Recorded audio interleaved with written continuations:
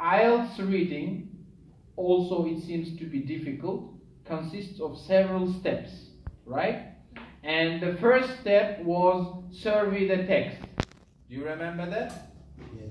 Do you? Yeah. Okay. Yeah. So survey consists of analyzing the most outstanding features of the text. If you remember, I described it when you have to pay attention to the heading, subheadings, pictures, special font types like capital, black, underlined, italicized, etc.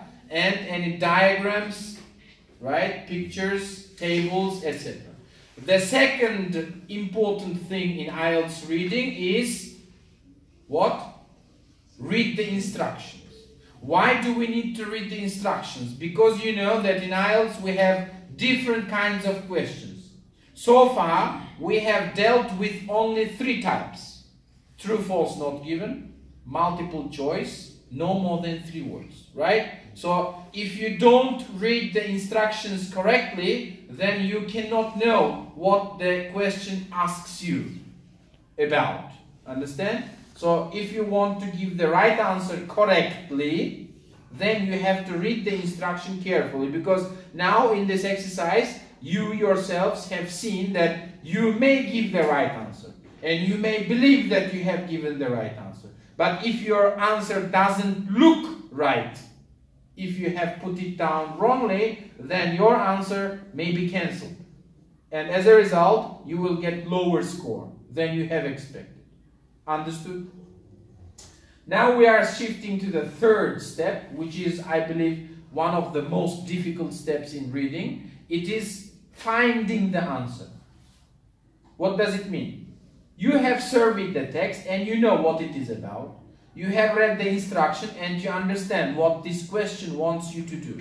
And now your task is to find that answer to that question, right? And the first and most effective method in finding the answer is called scanning, right? What is scanning? Scanning is looking for a specific word in the text. One specific word at a time. For example, when you survey, you can pay attention to different important things at the same time. You can say, this is the heading. Here is the picture. There is a black letter. It is underlined. But when you scan, you can only look for one specific word or phrase or sentence at the same time. Understand? So scanning can be explained like when you look up a word in a dictionary. Imagine you need the translation of the word urban, right? U-R-B-A-N. Do you know that word? Yeah. Yes. Yeah. Imagine you don't know the translation and you take the dictionary. When you take the dictionary, you don't stop until you reach the letter U, right? Like you open it like, when you reach U, you stop. Then you slow a little bit until you reach U-R, right? Like U-B, U-C, U-D, etc. You don't stop, and when you reach U-R, again you stop.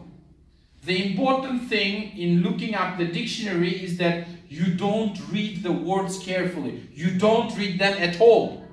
Why? Because you need only one word and you are looking for this word. If you find this word, you don't need anything else. Do you understand? So scanning is looking for one specific word or phrase when you need it. Understood?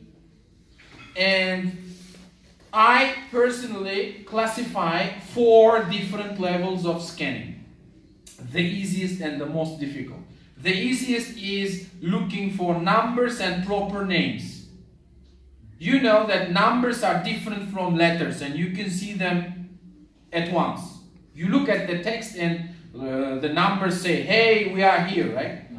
Or proper names. All proper names are written with capital letters, like people's names, place names, etc., etc., right? All of them are written with capital letters, so it's very easy to see them. For example, Alisher Nawai was born in Herat. We know that Alisher Nawai and Herat are written with capital letters, so you can see them immediately. This is the easiest thing in scanning. The second is a little bit complicated, but it is still easy. You may have to find the same word in the text, as the same word may not be at the beginning of the sentence. It may not have a capital letter. Accordingly, it looks like the rest of the text. So you must be very careful to spot that word. Understand? Because again, it does not have a capital letter, or it's not a number, so it looks the same. So it makes this task a little bit more difficult. Understood? Yeah. There is the third level, which is very difficult, where you have to find a synonym of a word. Why is it difficult? Because in order to identify a synonym, you must have a large vocabulary. It's like going to the airport to meet someone and you don't know what that person looks like. That person may pass by you like 100 times, but if you don't know him, how can you spot him, right? Similarly, if you don't know that one word is the synonym of another, you can go by that word several times without knowing that this is the word you need. Understand? And if you want to know that, you must have large vocabulary. Therefore, I say, if you want to do well in Ielts examination, you must know at least 7,000 or 8,000 words, and then you can get good scores. Understand? Therefore, I say, learn vocabulary, learn vocabulary, learn vocabulary. Understood? Okay. Next, fourth level is the most sophisticated level of scanning, and it requires scanning skills, large vocabulary, and logical thinking. Why? Because when you find the place or the sentence or the phrase you need, you must also be able to compare them logically and make conclusion that, this is what I need. Understand? For example, one of the questions in a reading test, I don't remember which one, but there was a question like this. So the question says, average lifespan in Western Europe has been increasing since the 19th century. This is a true-false, not even task. So it says the average lifespan of people in Western Europe has been increasing since 1800. Since the 19th century. It means that people keep living longer in Western Europe since the 19th century. Okay? And in the text where we have to compare, we have a very interesting point. The sentence says, if European population do not do anything with their excess weight, for the first time since 1800, the average lifespan may begin to decrease. Do you understand? Yes. The answer is true.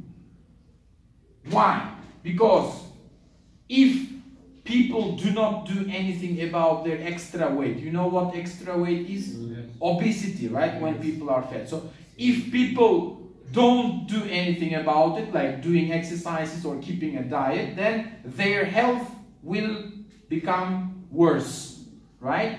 And in that case, people will begin to live shorter. And for the first time since 1800, the average lifespan may decrease.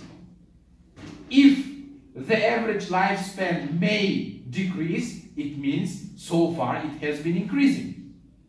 Since when? Since 1800. And 1800 is the 19th century. This means that the lifespan of people in Western Europe has been increasing since 1800. Do you understand? Yes. Interestingly, in this case, you may understand all the words of the question and all the words of the text perfectly well. But if you don't have the skill of logical analysis and logical comparison, then still you cannot draw your conclusion and you may not be able to give the right answer. Do you understand? So therefore, I always tell my students that Ielts is not only good English. Ielts is also critical thinking, logical thinking, and wide worldview. Understood? Yes. Question?